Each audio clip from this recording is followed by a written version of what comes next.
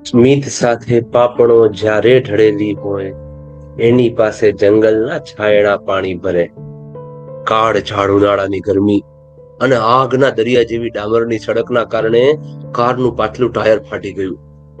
શેઠ ગિરધારીલાલ, પત્ની વસુધા અને પુત્ર સ્વસ્તિકની સાથે એમની ઓડી કારમાં બેસીને સોમનાથ અમદાવાદ હાઈવે પરથી પસાર થઈ રહ્યા હતા. ત્યારે બે ઘટના બની ગઈ, એક સારી અને એક ખરાબ. ખરાબ વાત પહેલા જણાવી દો. કાળ ઝાડ ઉનાળાની ગરમી અને આગના દરિયા જેવી ડામરની સડકના કારણે કારનું પાછલું ટાયર ફાટી ગયું.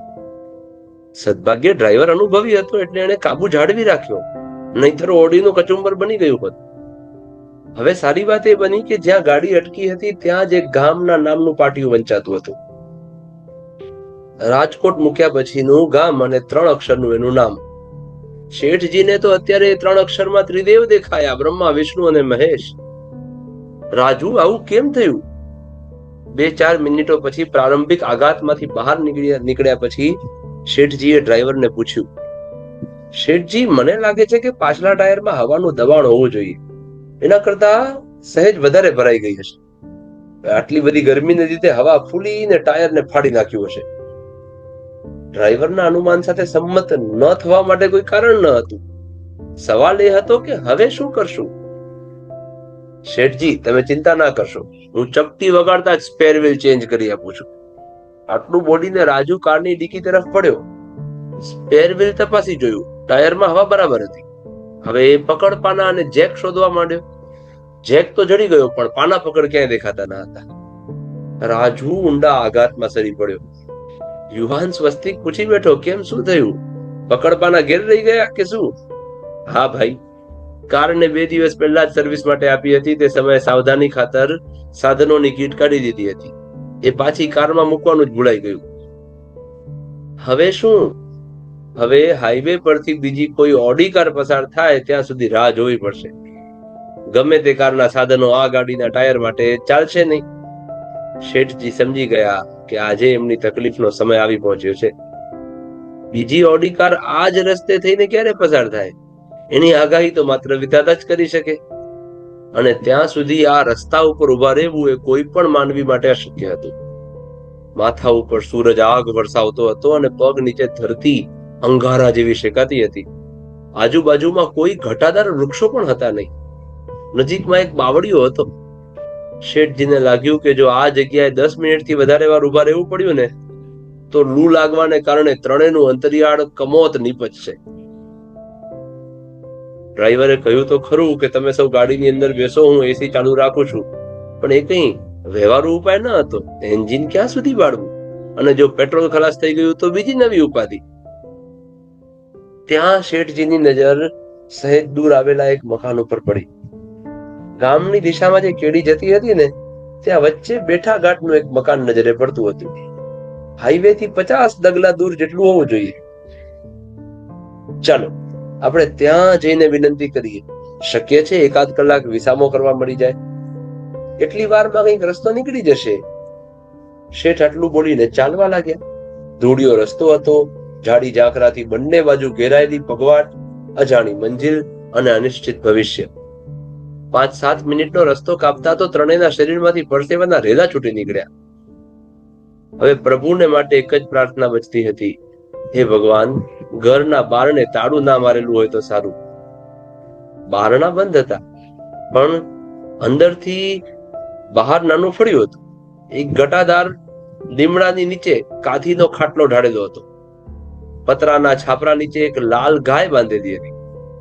મકાન નાનું હતું, પણ પીળા રંગથી રંગાયેલી ભીતો વડે દીપી ઉઠ્યું હતું. સહેજ છેટે આવેલા ખુલ્લા ખેતરમાં એક ભગવાન ભોળાનાથનું મંદિર જોઈ શકાતું હતું. શેઠ ગિરધારીલાલે એક હળવાશપૂર્વક બંધ બારણાની સાંકળ ખખડાવી. પછી તરત જ મોટા અવાજે પૂછી પણ લીધું, ઘરમાં કોઈ છે કે? જવાબમાં પહેલા ખાંસી સંભળાણી, પછી પૂછપરછ, કોણ? શેઠ શું કહે, એ મહેમાન છીએ, અજાણ્યા છીએ. ખાંસી ફરીથી ખખડી ઉઠી. એ સરું બેટા, જરા જોતો, કોક આવ્યું લાગે છે. 2-4 ક્ષણની પ્રતીક્ષા અને ઉત્સુકતાના પડીકામાં કેદ થઈને પસાર થઈ ગઈ. બારણા ઉઘડ્યા. સામે એક નમણી રૂપાળી લજ્જાળુ યુવતી ઊભી હતી. ઓરડામાંથી પ્રશ્ન પૂછાયો, દીકરા સરુ કોણ છે? જે હોય તે એને ઘરમાં બોલાવી લે, બહાર તો ઊભા પણ રહેવાય એવું નથી. સરુ, આવો ને, કહીને એક બાજુએ સરકી ગઈ. ત્રણેય તિથિ વગરના અતિથિઓ ઘરમાં દાખલ થયા. શેઠ ગિરધારીલાલની નજર આમ તો ચકોર હતી, પરંતુ ઓરડાના અંધકારથી ટેવાતા સહેજ વાર લાગી. એકાદ મિનિટ પછી અંદરનું દ્રશ્ય સ્પષ્ટ થઈ ગયું. એક ઓરડાનું મકાન હતું. સામેની બાજુએ બારણા વિનાના ખાંચામાં ખોબા જેવડું રસોડું હતું. એક ખાટલો હતો. એક જર્જરિત બાપ હતો. ભીત પર નિખીટી ઉપર સદરો અને ટોપી ટીંગાતા હતા. એક તરફ લાકડાનું નાનું કબાટ પડ્યું હતું. અસબાબ ખૂબ જ ટૂંકો હતો, પણ ઘરમાં જે કંઈ હતું એના ઉપર સ્વચ્છતાનો અને સુઘડતાનો હાથ ફરેલો હતો. શેઠ ગિરધારીલાલ ખાટલામાં બેઠેલા પુરુષને જોઈ રહ્યા. પુરુષ હતો તો 45 નો, પણ દેખાતો તો 55 જેવડો. એના શ્વેત વસ્ત્રો, કૃશકાય, જમણા ખભા ઉપરની જનોઈ અને કપાળ ઉપરનો ચાંદલો કહી આપતા હતા કે આ ઘર પાવન બ્રાહ્મણનું હતું. હું પૂજારી છું, બ્રજલાલ કુબેરદાસ પંડ્યા. આ મારી દીકરી છે, સરુ. સરસ્વતી નામ છે એનું. પછી 2-4 ખાંસીના ઠમકા અને પાછો પરિચયનો પ્રવાહ. સરુની માં એને ધાવણી મેલીને મરી ગઈ હતી. મેં જેને મોટી કરી. બાપુ, તમે જે આવે તેની આગળ તમારી જ કેસેટ વગાડવા બેસી જાઓ છો. મહેમાનને બેસવાનું નહીં કહો. સરસ્વતીનો પ્રેમાળ ઠપકો સંભળાયો. પણ બેસવું ક્યાં? સરુ દોડીને ખૂણામાં ઊભી કરીને મૂકેલી પતરાની 3 ફોલ્ડિંગ ખુરશીઓ લઈ આવી. મહેમાનોને બેસાડ્યા. પછી પાણી લઈ આવવા માટે ગોળા તરફ વળી. ત્યાં એના પિતાની કેસેટ પુનઃ ચાલુ થઈ ગઈ. મારી કોઈ બાંધેલી આવક ન હતી. ગામે મને વિનંતી કરી. આ શિવાલય અપૂ જ પડ્યું હતું. મને મકાન બાંધી આપ્યું.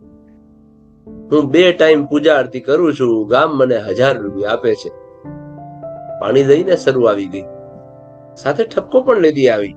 બાપુ, પહેલા એ તો પૂછો કે મહેમાન આવા ટાણે? શેઠ મીઠું મલકાયા.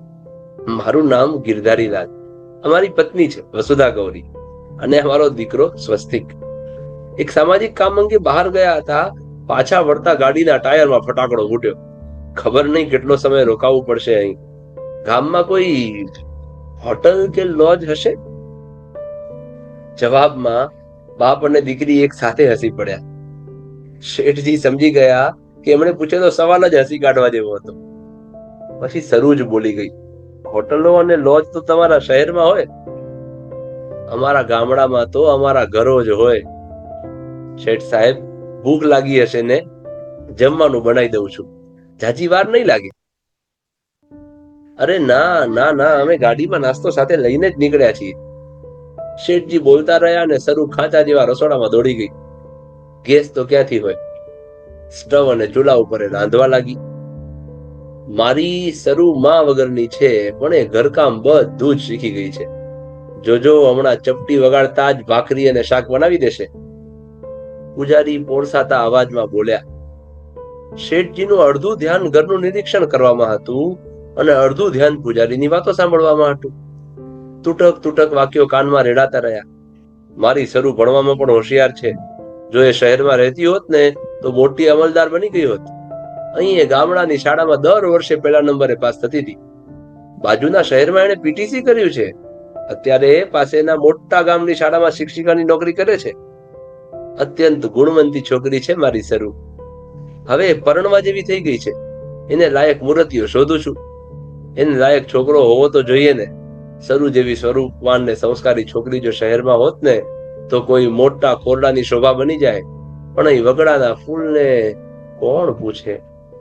માત્ર 30 મિનિટમાં ભોજન તૈયાર થઈ ગયું અને 3 થાળીઓ પીરસાઈ ગઈ. ભૂખ તો પકડીને લાગી હતી. 5 સ્ટાર મહેમાનો હતા તો સામે 7 સ્ટાર આગ્રહ હતો. શેઠજી પેટ ભરીને જમ્યા. પછી અસાવધપણે બોલી ગયા, વસુ, આજે એવું લાગે છે કે જાણે જિંદગીમાં પહેલી વાર આજે જમ્યા. આપણા ઘરમાં રસોઈ બનાવવા માટે 3 માણસો રાખ્યા છે, પણ આવો સ્વાદ કેમ નથી જણાતો? પૂરા 4 કલાક પસાર થઈ ગયા. સરુ સાંજની રસોઈ બનાવવાની તૈયારી કરતી હતી. એટલામાં ડ્રાઈવર ડોકાયો. શેઠ સાહેબ, ગાડી તૈયાર છે, પંચર બની ગયું છે, નીકળવું છે ને? સરુના બાપુ આગ્રહ કરતા રહ્યા, રોકાઈ જાઓ મહેમાન, રાતનું વાડું કરીને જજો. હવે ગિરધારીલાલથી બોલ્યા વિના ન રહી શકાયું. વાહ ભૂદેવ વાહ, શું તમારા હૃદયની વિશાળતા છે. બપોરના ભોજન પછી તીરછી નજરે મેં જોઈ લીધું હતું કે તમારી દીકરી લોટનો ડબ્બો તપાસી રહી હતી. ઘરમાં માંડ 2 ટંક રાંધી શકાય એટલા જ દાળ ચોખા બચ્યા છે, તેમ છતાં તમે અમને રાતના વાડું કરવા માટે રોકાઈ જવાનું કહો છો. વજુભાઈ, સાચી વાત કરું, હું અમદાવાદનો ખૂબ મોટો અને જાણીતો વેપારી છું. લક્ષ્મી મારા ઉંબરે ઊભી તોરણની જેમ ઝૂલે છે. 2 દિવસથી અમે ખાસ કામ માટે નીકળ્યા હતા, એક સાથે 7 કન્યાઓ જોવા માટે. એક પણ કન્યા અમારા મનમાં વસી નહીં. મને તો તમારી સરસ્વતી ખૂબ ગમી છે. જો તમે હા પાડો તો. રંગ પૂછારી રડી પડ્યો. શેઠજી, આપ આ શું બોલો છો? હું સાચું તો સાંભળી રહ્યો છું ને? મારી સરૂ તો ઝૂંપડીમાં પાકેલું રતન છે, પણ એ તમારા બંગલામાં. હા, સરૂ ભલે ઝૂંપડીમાં જન્મી હોય, પણ એનામાં મોટા મહેલનું બનવાની તાકાત છે. તમારા ઘરની સરસ્વતી મારા ઘરની લક્ષ્મી બની રહેશે. મારે આવી જ વહુ જોઈતી હતી, સુંદર પણ અને સંસ્કારી પણ. ટાયર ફાટવા જેવી આકસ્મિક ઘટનામાંથી એક ગરીબ પૂજારીની ગુણવાન દીકરીનું બદકિસ્મત પણ ફાટી ગયું. કહેવાય છે ને કે દીકરી એનું નસીબ લઈને જન્મે છે. કેવી લાગી તમને આ વાર્તા? કોમેન્ટ સેક્શનમાં જરૂર જણાવજો. હા, અને હા, સારી લાગી હોય તો શેર જરૂર કરજો, અને વિડીયોને લાઈક કરી ચેનલને સબસ્ક્રાઇબ કરવાનું ભૂલશો નહીં. ધન્યવાદ. જય શ્રી કૃષ્ણ.